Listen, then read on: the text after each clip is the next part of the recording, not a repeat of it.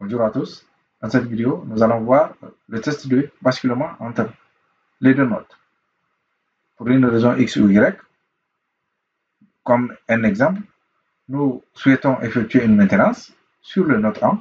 Nous voudrons bien effectuer le basculement vers le note B afin de venir sur le note physique A, note 1, faire notre maintenance.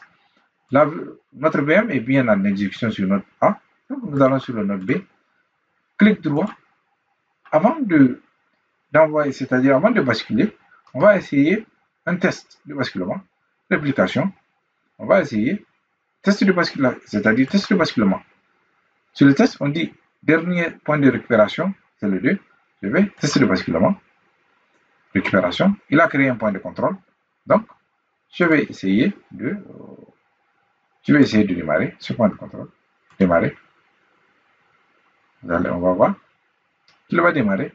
Mais sachez qu'il va désactiver la carte réseau. Si on va sur le paramètre, il est bien en exécution, mais si on va sur le paramètre, vous allez constater que la carte réseau, elle est non connectée. Parce que, c'est-à-dire, sur le note 1, il n'y a aucun impact, vu que c'est juste pour le test, pour vérifier que ce réplica est bien, le basculement, notre test est bien fonctionnel.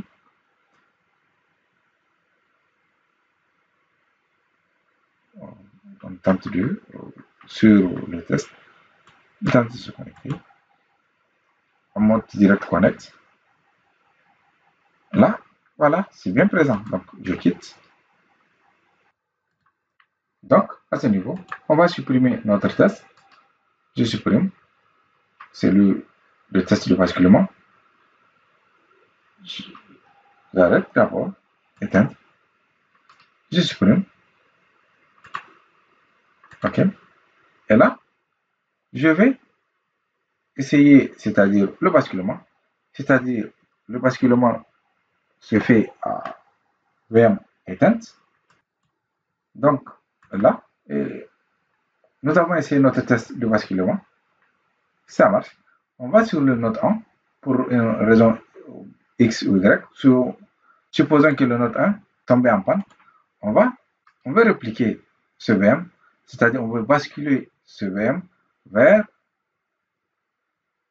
note 2, qui est note 2 dans notre exemple.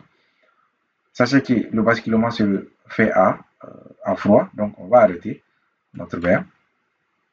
Et là, on va passer à clic droit, réplication, basculement planifié. On va basculer. OK. Là, le basculement, c'est bien passé vers l'autre B. On revient ici. Regardez ici. On retrouve notre VM bien en exécution. Si on fait clic droit, on se connecte. On retrouve notre VM. Et si on repart sur l'autre 1, on voit que l'autre 1 n'a plus la main sur notre VM. Et sur l'autre B, on constate que notre VM est bien en exécution. Donc là, notre VM est bien basculé sur l'autre B.